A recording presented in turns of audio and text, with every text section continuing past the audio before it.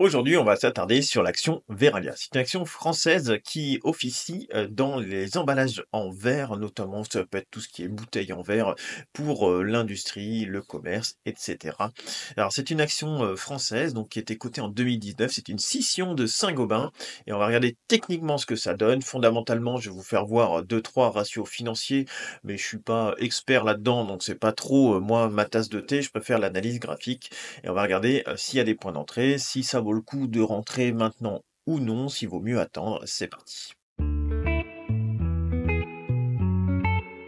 Alors, cette action n'a pas beaucoup d'historique forcément puisque c'est de 2019, donc quand je prends un format mensuel, comme d'habitude, je fais d'abord mensuel, puis format hebdo, puis format journalier pour se donner un avis sur cette action. Eh bien, on peut voir quoi? Déjà, si on trace ici, regardez, sur du long terme, on est à peu près au prix d'achat de 2019. Donc, hors dividende, eh bien, votre action a fait à peu près, pas grand-chose. Et puis si on inclut, les dividendes, je crois que ça fait, de mémoire, je vais regarder dans les 30 en tout, dont vous avez pris là, on est là. Plus 27 en tout depuis l'introduction en bourse en 2019. Et si on prend hors dividende, si on a acheté là, ça fait plus 4 vous voyez? Donc c'est pas fou comme action. Sur du long terme, ça fait pas grand-chose, pour le moment.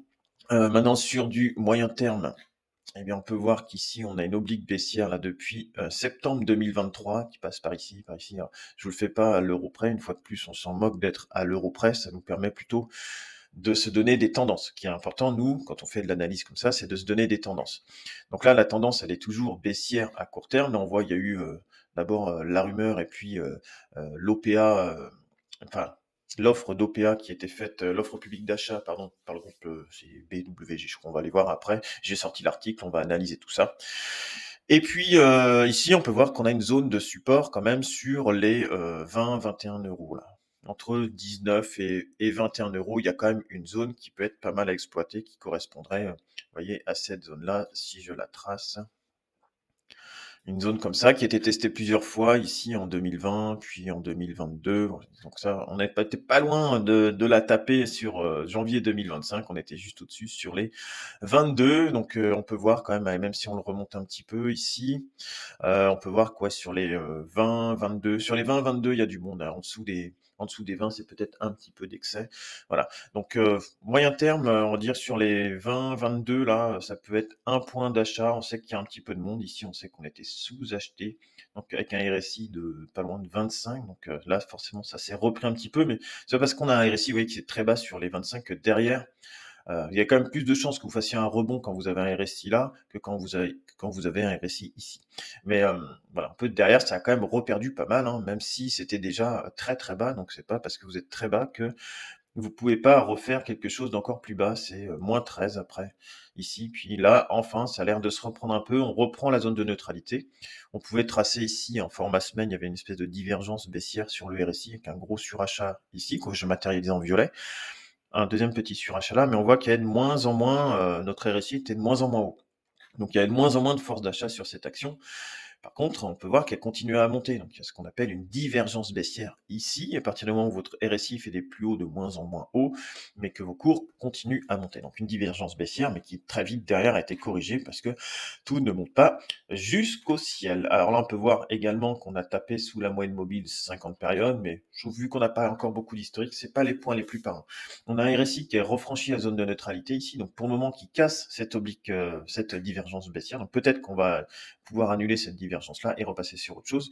Et la MACD qui est quand même encore sous le zéro. Donc il y a un signe d'achat sur du moyen terme, mais moi j'aime bien toujours en avoir au moins 3. Donc là, la MACD, il n'y en a pas. J'aime bien avoir autrement le cours au-dessus de la moyenne mobile de 100. Et là, il n'y a pas. Et j'aime bien avoir autrement la moyenne mobile 20 au-dessus de la moyenne mobile 50. Et de préférence au-dessus de la moyenne mobile de 100. Donc dans des cas plutôt un peu comme ça. Et là, on n'a pas non plus. Donc un signe pour moi, c'est trop court. Il y a pour le moment rien à faire sur du moyen terme et sur du court terme. Alors, qu'est-ce qu'on a fait sur du court terme? On a quand même cette oblique baissière là sur 2023. Alors, c'est pas la même ici, hein. Si on fait, on va plutôt travailler ici. Nous là, quand je passe un format journalier, on va travailler sur cette oblique ici sur du court terme. C'est-à-dire qu'on est encore, vous voyez, là il y a l'oblique de moyen terme, mais on va en avoir une par là. Donc quand je vous zoome en journalier, hop, elle est ici, cette oblique de court terme. Et là, la tendance, vous voyez, on est venu taper, pile sur l'oblique ici. Quand il y a eu l'annonce là de la rumeur d'OPA, enfin l'annonce d'offre publique d'achat qui n'est pas encore faite, hein, mais voilà, il y a eu quand même cette espèce de bougie de montée là et puis derrière, très vite, on est retombé sous la moyenne mobile de 100 et là, on peut voir quand même un peu, que l'analyse technique ici, on est sur la moyenne mobile de 100, voire juste en dessous. Donc c'est-à-dire que c'est tenté de franchir, ça n'a pas franchi, et puis on est resté pour le moment coincé en dessous. On avait un petit surachat, là forcément, on a vu la mèche ici qu'on a fait un petit surachat en journalier avec un RSI qui est passé quand même par les 80-85. Alors maintenant, il faut voir ce que ça va faire.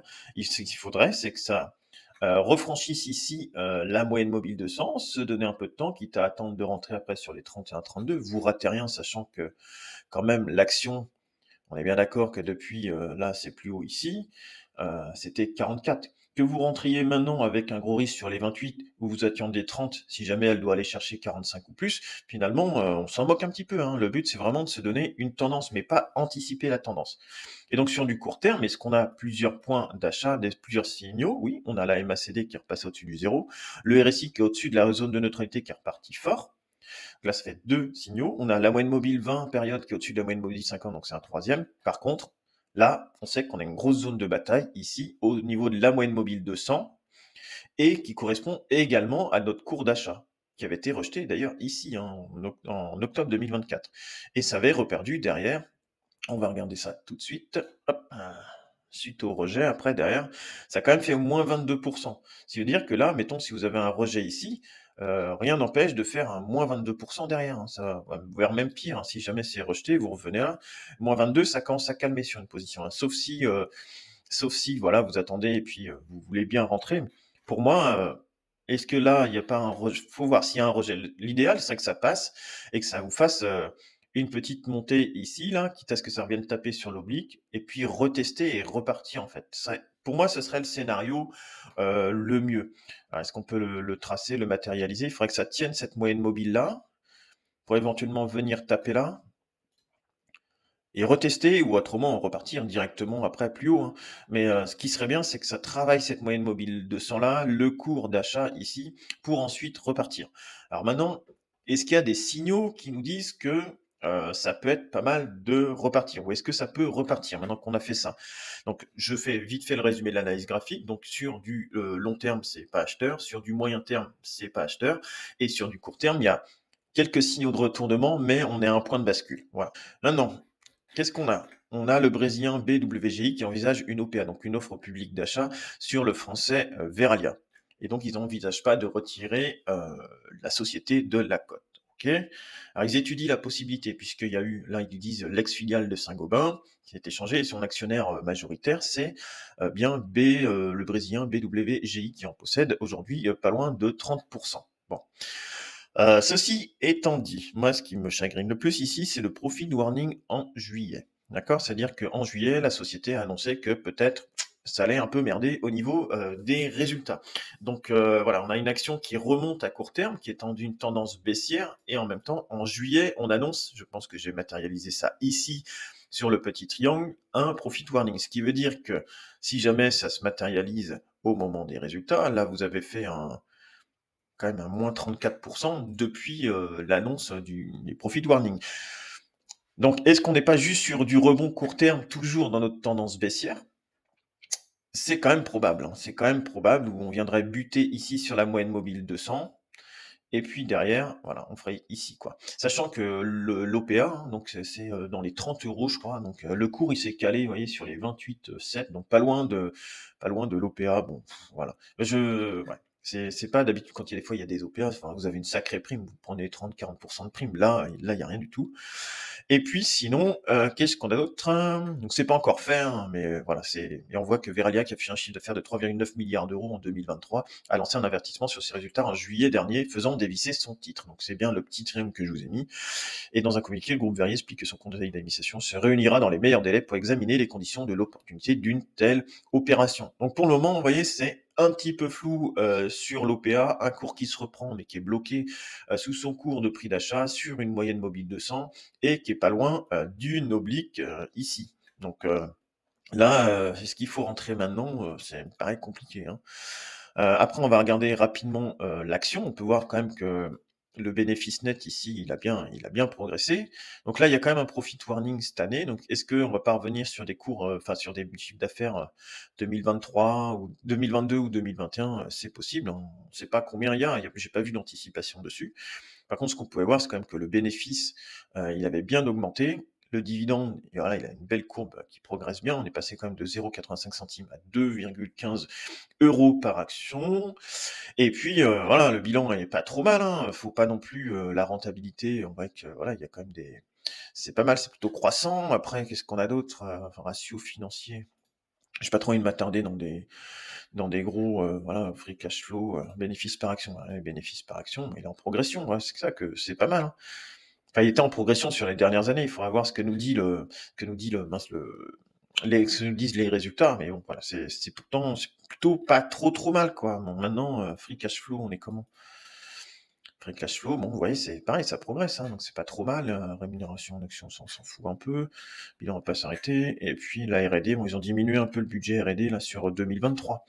Et vous voyez, c'est pas pourri, mais en même temps, c'est pas fou non plus, quoi. Alors, c'est-à-dire que là, vous avez du capital qui est immobilisé ici depuis, 2020, sachant qu'il y a plein de choses qui ont explosé à la hausse depuis 2020. Vous êtes resté avec un capital ici sur 2019 qui a pas progressé, quoi, mis à part les dividendes. C'est-à-dire vous faites, 0, par contre vous prenez du rendement. Est-ce que c'est un rendement sûr, sachant que la société fait un profit warning, qu'il y a une rumeur d'OPA?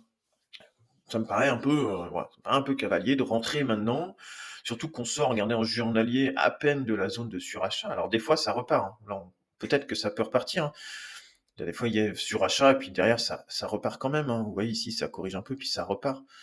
Mais ça c'est plus beau, vous voyez, comme point d'entrée, vous attendez la moyenne mobile 200 ici, que vos courbes elles passent au-dessus et puis voilà, vous avez le signal ici, donc là c'est surachat, donc c'est jamais évident, mais l'acheter sur un surachat journalier, mais attendre au moins que ça revienne sur une zone de neutralité ici. Et puis après, si vous avez confirmation, la MACD au-dessus du 0, vous voyez, vous jouez la zone de neutralité ici. Le point d'entrée, mettons, vous le faites là, sur un format journalier, et puis vous sortez là. Après, si ça se transforme en placement moyen terme, eh bien, écoutez, tant mieux, mais je pense que vous êtes plus à l'aise à rentrer là et à sortir là, vous prenez 36%, que de rester tanké sur une action, même si elle vous sert 8% de rendement, être tanké pendant 5 ans sur une action qui fait rien. Ouais, c'est ça que je veux vous dire à chaque fois quand je fais des analyses, c'est est-ce que ça vaut le coup de se placer maintenant pour rester coincé, éventuellement prendre un moins 20% ici, voire plus, hein, on sait pas, hein, voire plus. Est-ce que vous ratez quelque chose? C'est ça le truc. Est-ce que vous ratez quelque chose, sachant que là, c'est quand même un petit peu chaud. On voit, c'est quand même baissier long terme, baissier moyen terme. C'est des actions qui sont en plus, je trouve, des sociétés qui sont hyper sensibles au prix de l'énergie, parce que bah, quand on fait fondre du verre, tout ça, il faut énormément d'énergie. Donc, je sais pas. Enfin, j'ai toujours un doute moi sur cette action. Je la vois beaucoup passer, mais j'ai quand même un gros doute sur cette action. Alors, je dis pas qu'elle est mauvaise, hein, parce qu'elle a quand même sorti du rendement, mais voilà, est-ce que, c'est selon ce qu'on cherche, quoi. Éventuellement, ceux qui veulent jouer, peut-être une petite position, quoi. Une petite position, et puis pas prendre trop de risques dessus, hein. Et je vais voir quand même si en semaine, il y avait des endroits, où c'était pas mal dentaire. Alors on n'a pas trop d'historique, hein, vous voyez? Donc pour être au-dessus de la moyenne mobile 200, mais vous voyez, quand vous jouez des croisements comme ça, là, comme celui-ci ou comme celui-ci, sur du moyen terme, hein, c'est du format semaine, donc c'est long quand même. Donc là, les points d'entrée, ils sont par là, hein. Les points de sortie, quand vous recroisez par là, prenez 11%, bon, puis si ça merde, bah, vous êtes sorti avant. Là, vous jouez le croisement, donc vous pouvez pas rentrer tout de suite. Mettons, vous rentrez là. Vous achetez jamais au plus bas, vous revendez jamais au plus haut, vous achetez par là quand ça commence à se matérialiser proprement, et puis vous sortez par là, là, quand ça commence à croiser. Soit là, soit là, bah, vous voyez, vous reprenez pareil, vous reprenez un 12% dessus. Donc 12% entre novembre 2022 et puis décembre 2023. Donc là, ça fait quelque chose de pas mal. Par contre, vous êtes mangé un petit peu de volatilité entre là et là, quoi. Mais si vous attendez des signaux de sortie, bah, vaut mieux peut-être le jouer comme ça sur cette action-là, hein. Moi, je trouve que vous perdez rien à attendre, quoi. Acheter un rendement à 8%, est-ce que ça vaut le coup, quitte à être tanké sur une action? Je suis pas sûr, quoi. Faut pas trop, voilà. C'est que mon point de vue, hein. N'hésite pas à me partager ton avis en commentaire, éventuellement t'abonner ou mettre une cloche de notification, ça fait toujours plaisir. Si tu as plus d'infos sur l'analyse fondamentale de cette action, n'hésite pas à la partager avec l'ensemble des gens de cette chaîne, ça fait toujours plaisir. Voilà, c'est vraiment une chaîne d'échange, de découverte, d'apprentissage et puis d'analyse pour essayer de trouver des points d'achat sur certaines actions. Sur ce, je te souhaite une excellente journée. Salut!